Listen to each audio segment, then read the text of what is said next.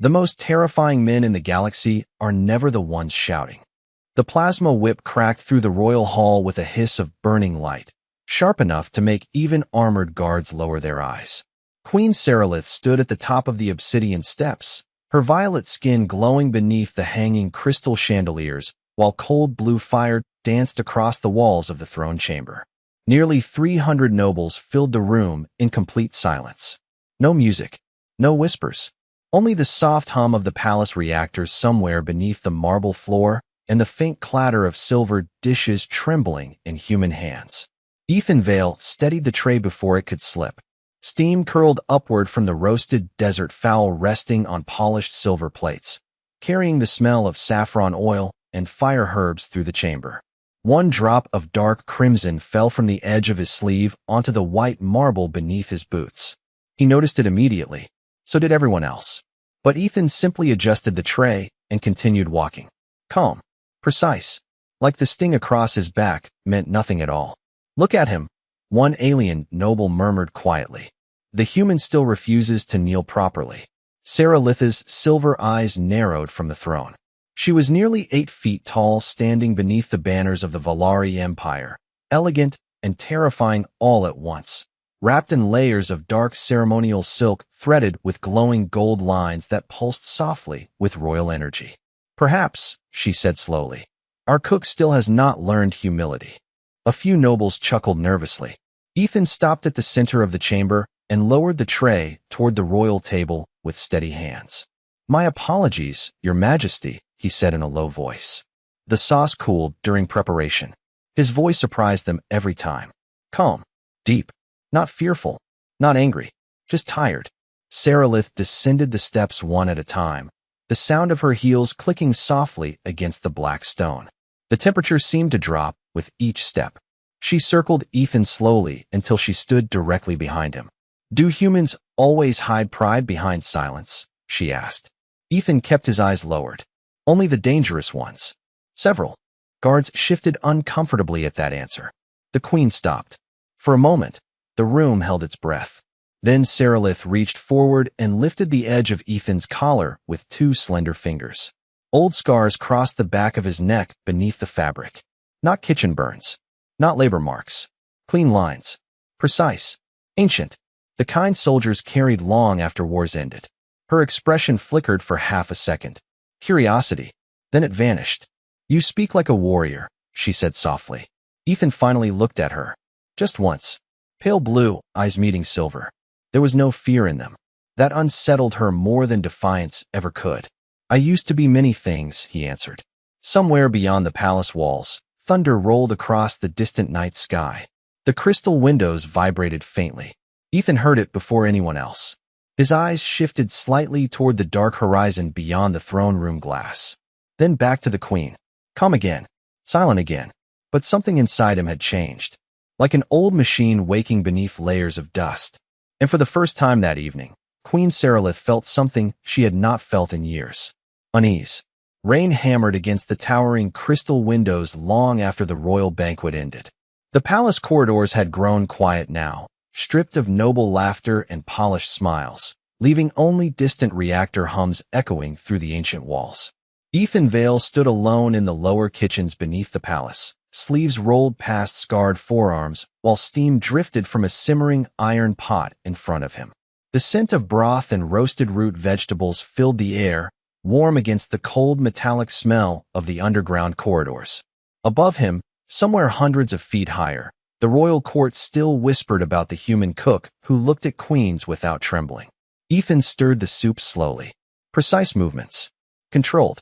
Like a man who had spent years teaching himself how to stay calm. Behind him, the kitchen doors slid open with a hydraulic hiss. You should be in medical recovery. Ethan did not turn around. He recognized the voice immediately. Queen Seralith walked into the kitchen alone, without guards or servants. Her dark ceremonial robes replaced by a simpler silver cloak that shimmered softly beneath the hanging lights. Even without the crown, she carried authority like gravity itself. I have work to finish, Ethan replied quietly. You were struck with a plasma lash less than 2 hours ago. I noticed. Something almost dangerous flickered behind her silver eyes. Not anger this time. Frustration. Confusion. She stepped closer, watching him ladle broth into small ceramic bowls lined neatly across the counter. You cook after punishment? She asked. Ethan slid fresh bread beside each bowl. People still need to eat after bad nights. The answer lingered strangely in the room. Saralith glanced toward the trays. Those are not for the royal floor. No. Ethan nodded toward the corridor leading deeper underground. Night maintenance crews. Reactor workers. 12-hour shift tonight. The queen stared at him for a moment like she had misunderstood the sentence entirely. You are preparing fresh food for laborers? They work harder than the nobles upstairs. Ethan finally looked at her again. Figured they deserved something warm. Silence followed. Not awkward silence. Heavy silence. The kind that forced people to think. Saralith moved through the kitchen slowly, fingertips brushing the polished steel counters while blue reactor light reflected across her violet skin. She noticed details she had ignored before. The human station was immaculate. Every knife aligned perfectly. Every pan cleaned immediately after use. Military habits. Discipline hidden beneath ordinary routines. Then her gaze stopped on an old metal pendant hanging beside the stove. Black steel. Scratched edges. A symbol carved into the center. 3 overlapping circles crossed by a vertical line. Something about it made her chest tighten. Where did you get this? She asked quietly. Ethan's expression changed for the first time. Barely, but enough. He walked over calmly and removed the pendant from the hook. Long time ago. It is military. Yes. Valari archives described that symbol. Her eyes narrowed slightly. A dead empire carried it into battle. Ethan slipped the pendant into his pocket. Archives say lots of things. Before Saralith could answer, the kitchen lights flickered once. Then again. Ethan froze instantly. Every muscle sharpened beneath stillness. Somewhere above them, faint and distant, alarms began echoing through the palace. Not loud yet, but growing. Saralith straightened immediately. What is happening? Ethan slowly set down the bowl in his hand. The calmness disappeared from his eyes. Not panic. Something colder. Older. Like a storm remembering its own name. Then he looked toward the ceiling as another alarm pulse echoed through the palace. Someone just breached the outer security ring, he said softly. And whoever it is, he paused. Listening. They already know exactly where you are. The alarms grew louder with every passing second. Red emergency lights washed across the kitchen walls, turning the silver counters dark crimson, while warning sirens echoed through the underground corridors of the palace. Somewhere above them, heavy security doors slammed shut one after another. Ethan Vale did not move immediately. He simply listened. His eyes narrowed slightly as distant vibrations traveled through the floor beneath his boots. Footsteps. Fast. Coordinated. Not palace guards. Queen Saralith touched the communicator at her wrist. Command center, report. Only static answered her. The queen's expression hardened instantly. Impossible. Ethan walked calmly toward the far side of the kitchen and opened a narrow storage locker beside the refrigeration units. Inside sat cleaning supplies, folded uniforms, and old supply crates. Nothing unusual. At least not until he reached behind the bottom shelf and removed a long black case coated in dust. Saralith watched him carefully. What is that? Ethan placed the case on the steel counter without answering. The locks clicked open with mechanical precision. Inside rested a matte black combat knife and a compact sidearm unlike anything manufactured in the Valari systems. No glowing circuits. No decorative alien technology. Just dark metal worn smooth with age. Human design. Efficient. Quiet. Dangerous. Saralith stared at the weapon. You hid military equipment beneath my palace kitchen. Technically, Ethan said while checking the sidearms chamber, beneath the soup station. Another impact trembled through the walls above them. Dust drifted from the ceiling. Somewhere far away, people were shouting now. Ethan closed the case calmly and slid the knife into a sheath beneath his sleeve. His movements were practiced in a way that made the queen deeply uncomfortable. Not rushed. Not emotional. Familiar. Like a man putting on an old uniform after years away from war. You knew this would happen, Saralith said quietly. Ethan shook his head once. No, he looked toward the ceiling again. But I knew eventually somebody would come looking. The queen stepped closer. Who are they? Ethan did not answer immediately. That silence told her more than words could. Before she could press further, The kitchen doors burst open and 3 palace guards rushed inside, wearing silver combat armor streaked with rainwater. Their breathing was heavy. One of them raised his pulse rifle toward Ethan instantly. Step away from the queen. Seralith lifted a hand sharply. Enough. Report. The lead guard swallowed hard. Unknown infiltrators breached the northern tower 12 minutes ago. Security drones are offline. Entire surveillance grid collapsed. His voice trembled slightly. They are heading directly toward the lower palace levels. Ethan's expression remained unreadable. How many? We do not know. The guard hesitated before adding quietly. But they move like military. Ethan almost smiled at that. Not amusement. Recognition. The palace lights flickered again. Then the entire corridor outside went dark for 3 long seconds before backup power activated. In that brief moment of darkness, Ethan's face changed completely. The quiet cook disappeared. Something colder stood in his place now. Ancient discipline hidden beneath years of silence. Seralith noticed the guards noticing it too. One of them slowly lowered his weapon without realizing he had done it. Ethan turned toward the queen. There is a maintenance tunnel behind the reactor chambers. It leads to the eastern hangars. You know the evacuation routes? I designed better ones before your architects were born. The words slipped out before he could stop them. Silence hit the room immediately. Even the alarm seemed distant for half a second. Seralith stared at him. What did you just say? Ethan looked away first. That alone frightened her more than the weapons. Then distant footsteps echoed from the corridor outside the kitchen. Slow. Measured. Approaching. The footsteps outside the kitchen stopped all at once. Not hesitation. Discipline. The kind soldiers learned after surviving too many battlefields. Every guard in the room tightened their grip on their rifles. The emergency lights continued pulsing red across the walls while rain battered the palace above like distant artillery against glass. Ethan Vale slowly stepped in front of Queen Seralith without saying a word. The movement was subtle, almost casual, but every guard noticed it immediately. So did the queen. You presume too much, human, one guard muttered nervously. Ethan ignored him. His eyes remained fixed on the dark corridor beyond the kitchen doors. Listening, measuring, waiting. Then a voice echoed softly through the hallway outside. Calm. Male. Human. That is far enough, Ethan. The kitchen became completely still. Seralith looked toward Ethan sharply. For the first time since she had known him, real emotion crossed his face. Not fear. Something heavier. Exhaustion. The doors slid open slowly. 3 figures entered wearing dark tactical armor with no insignias, their boots silent against the steel floor.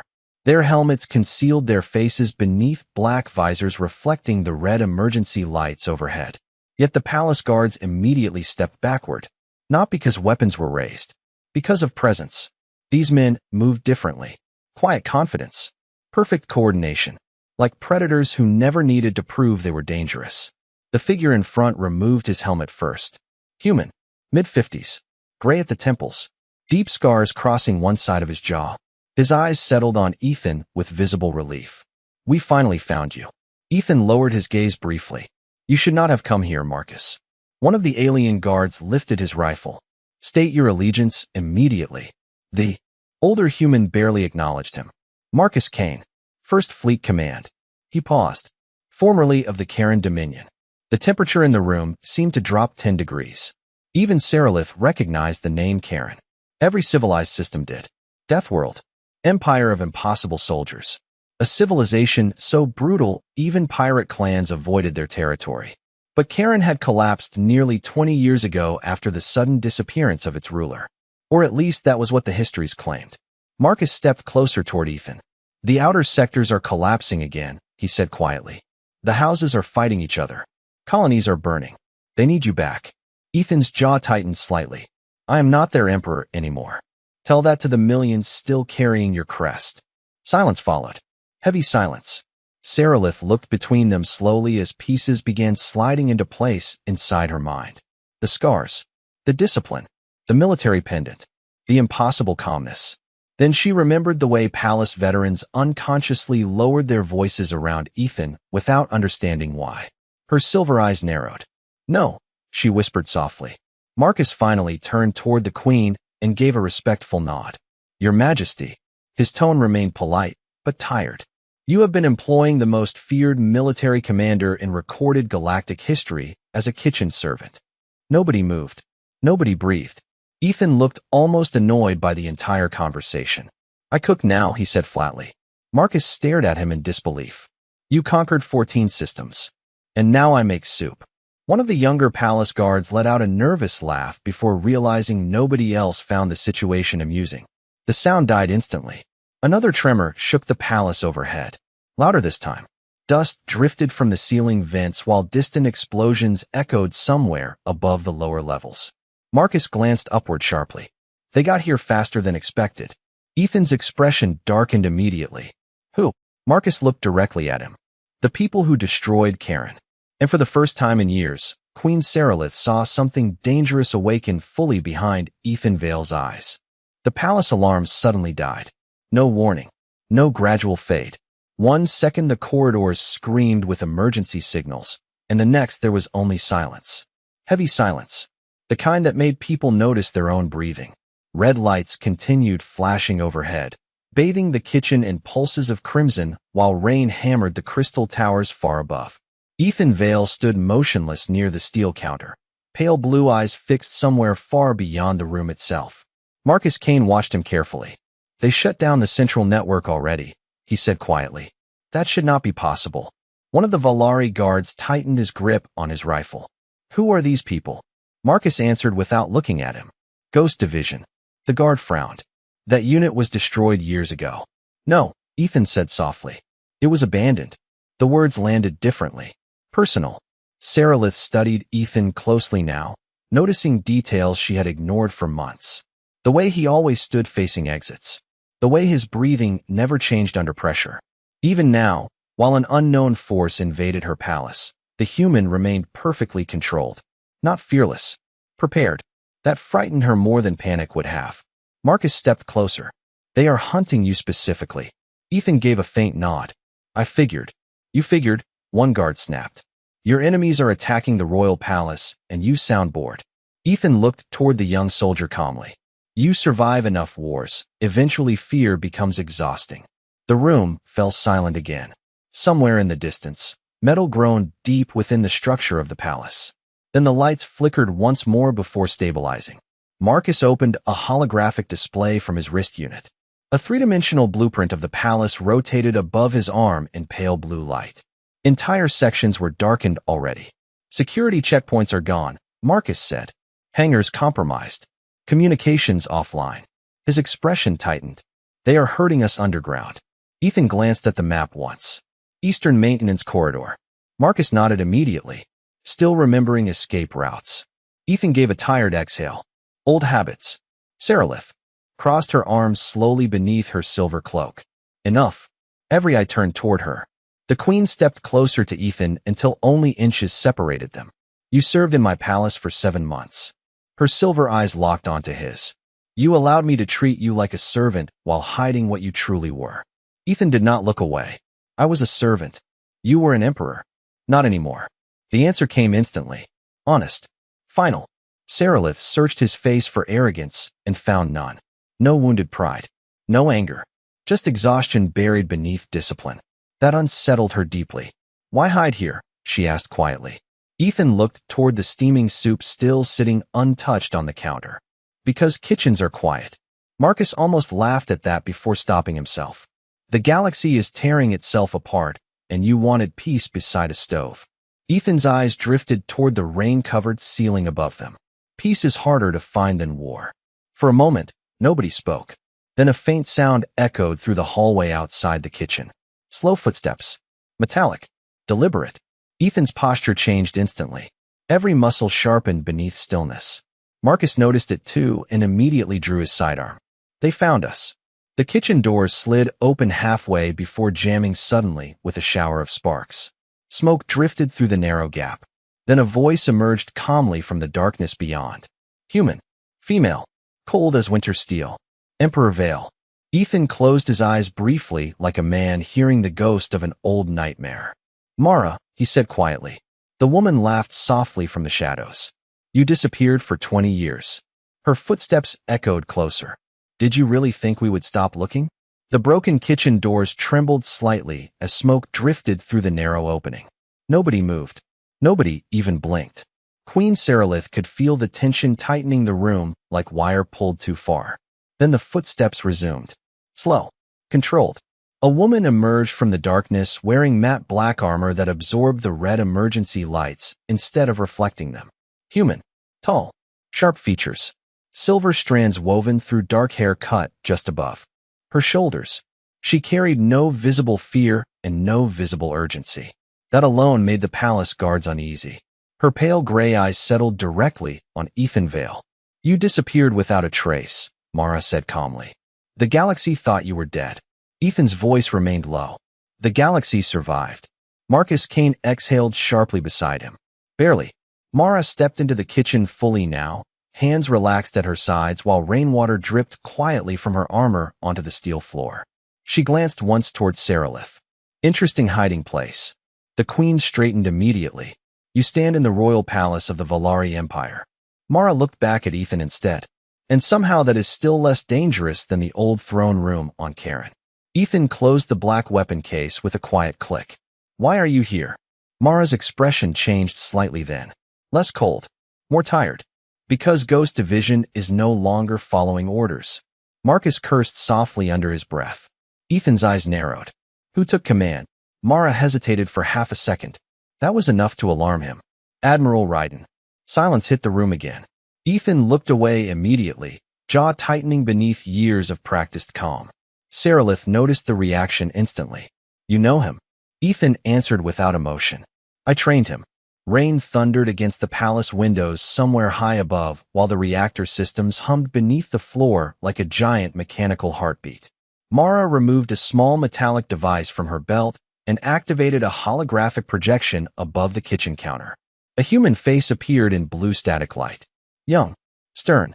Military uniform darkened with the crest of Karen across the chest.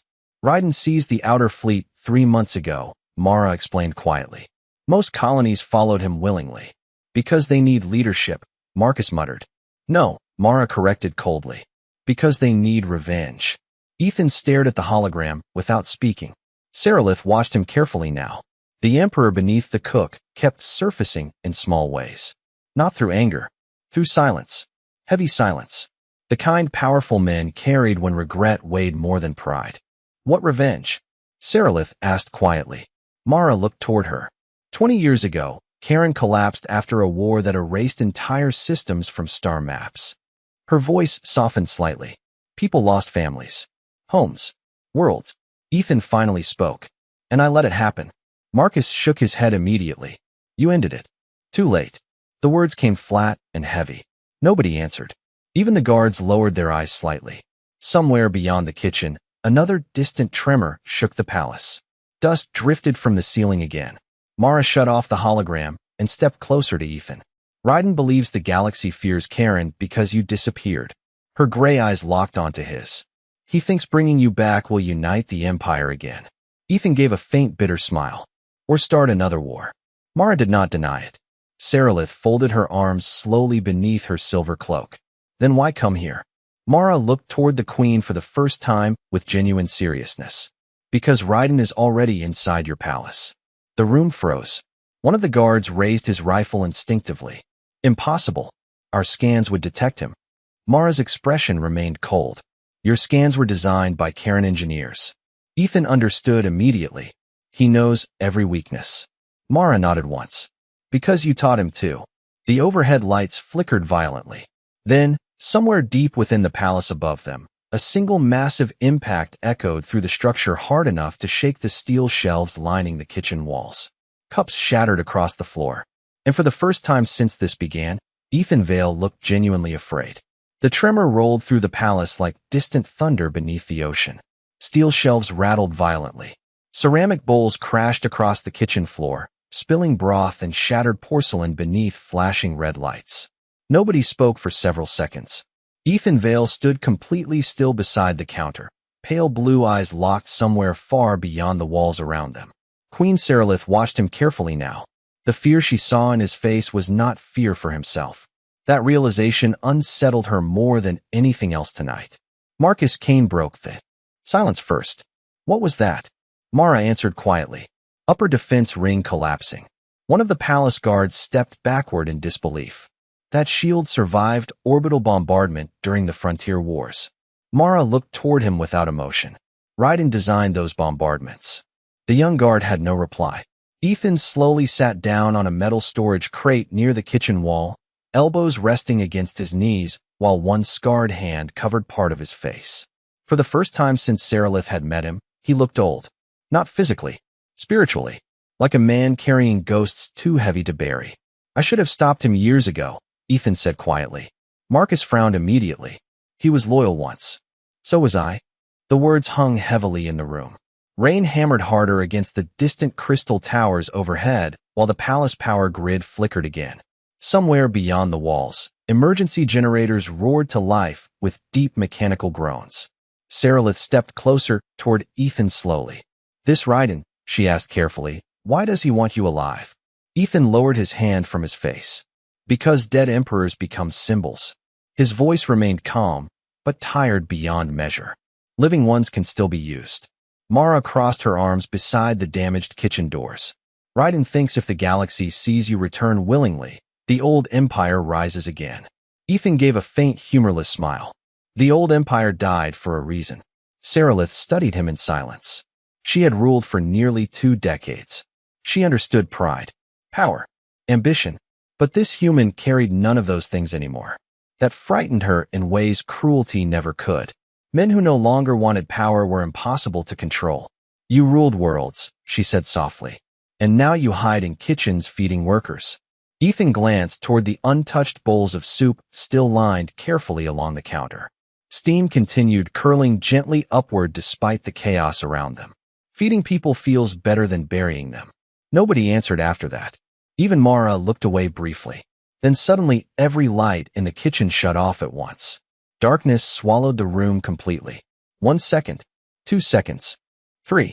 The guards raised rifles instinctively, while reactor hums echoed through the blackness. Seralith felt her pulse quicken for the first time all night. But Ethan did not move. He simply listened. Then a single white emergency strip flickered dimly along the floor near the corridor entrance. In that pale light, a shadow appeared standing motionless beyond the ruined doors. Human, tall, broad shoulders wrapped in dark military armor. No weapon visible. Yet the entire room immediately felt smaller somehow. Ethan slowly rose to his feet. Raiden. The figure stepped forward into the dim light. Young compared to Ethan. Mid-30s perhaps. Short dark hair streaked slightly with gray near the temples. Calm gray eyes. Controlled breathing. He looked less like a conqueror and more like a disciplined officer arriving early to a meeting.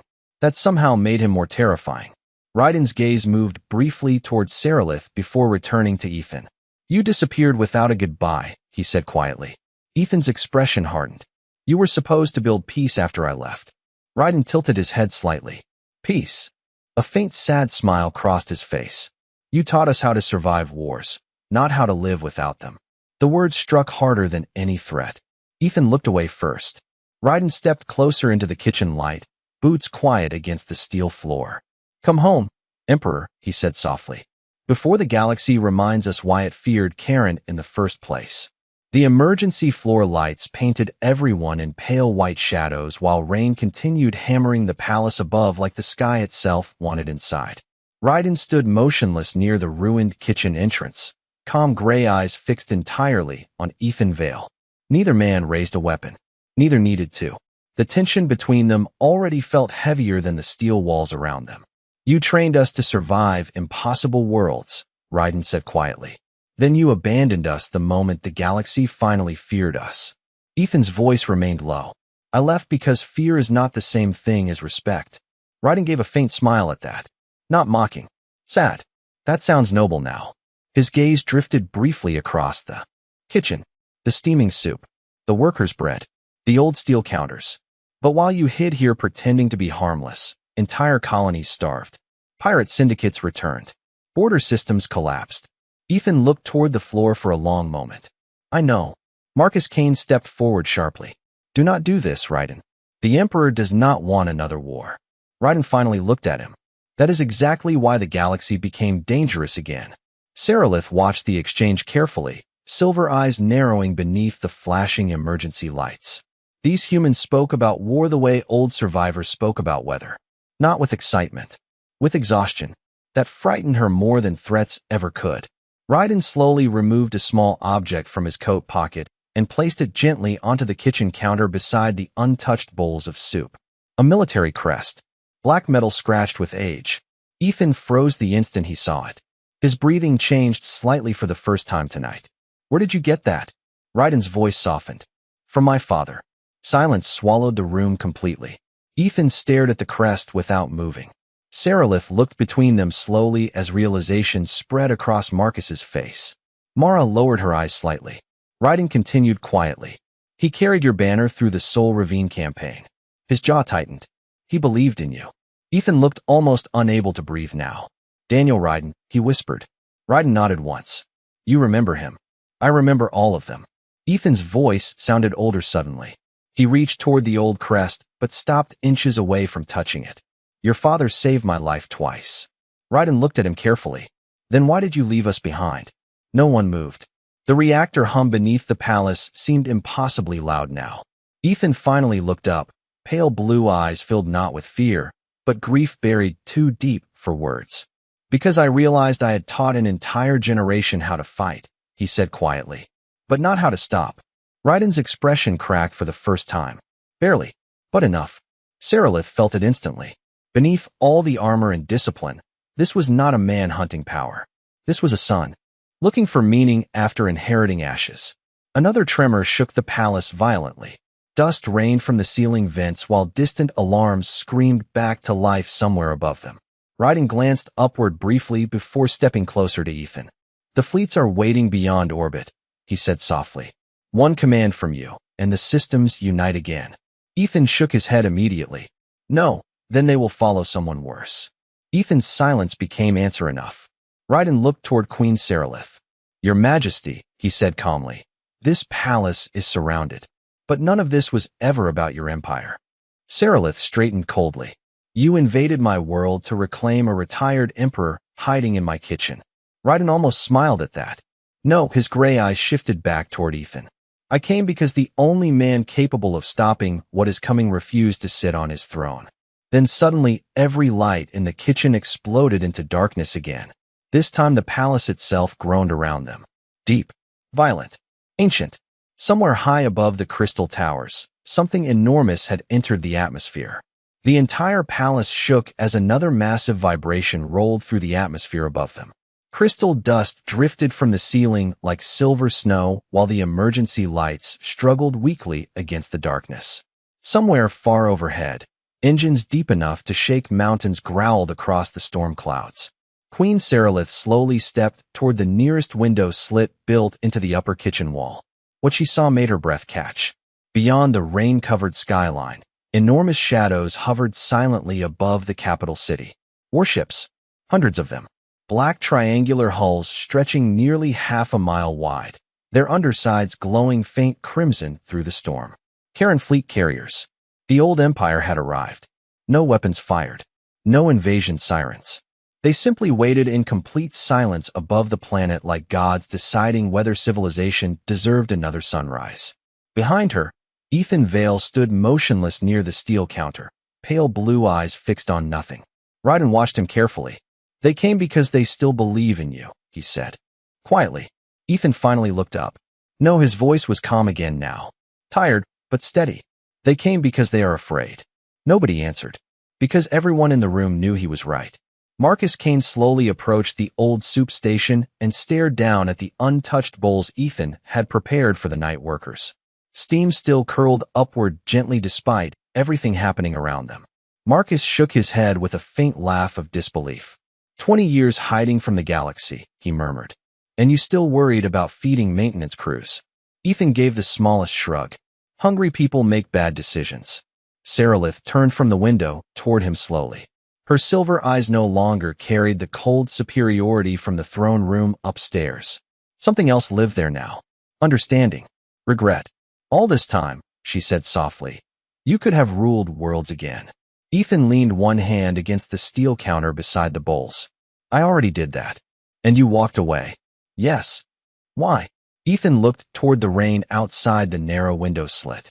Because eventually I realized every throne is just another room where people wait for someone else to solve their fear. Silence settled across the kitchen. Heavy. Human. Raiden lowered his eyes briefly before speaking again. If you do not return, the fleet fractures. Ethan nodded once. I know. And if you do return? Ethan gave a faint, tired smile. Then the galaxy remembers why it feared us. The answer hung in the air like smoke. Saralith stepped closer until she stood only a few feet from him. The same queen who once struck him before her court now looked at him with something dangerously close to sorrow. I treated you cruelly, she admitted quietly. Ethan looked genuinely confused by the statement for half a second. Then he glanced toward the old plasma scars beneath his sleeve and exhaled softly through his nose. You were protecting your throne. And you? Ethan's eyes drifted toward the steaming soup again. I was protecting my peace. Outside, thunder rolled beneath the massive shadow of the waiting fleet. The palace lights finally stabilized, washing the kitchen in soft white illumination. For the first time all night, everything suddenly looked strangely ordinary again. Metal counters, cooling soup, wet footprints across the floor. The universe had nearly collapsed around them, yet the kitchen still smelled like warm bread and herbs. Ethan picked up one of the bowls quietly and handed it to a nervous young palace guard standing near the wall. Eat before it gets cold, he said. The guard accepted it carefully like he was receiving something sacred. Raiden watched the moment in silence. Then slowly, for the first time since entering the palace, he bowed his head toward Ethan. Not to an emperor, to a man. Ethan looked uncomfortable immediately. Do not start that again. A faint smile touched Raiden's face. You taught us something important once. Ethan raised an eyebrow slightly. Raiden glanced around the damaged kitchen before answering softly. The strongest people in the galaxy are usually the ones still kind after surviving hell. Nobody spoke after that. Rain continued falling outside the crystal towers while the fleet waited silently above the world. And in the quiet warmth of a ruined palace kitchen, the most feared emperor in galactic history stood beside a pot of soup, looking more at peace than he ever had on a throne.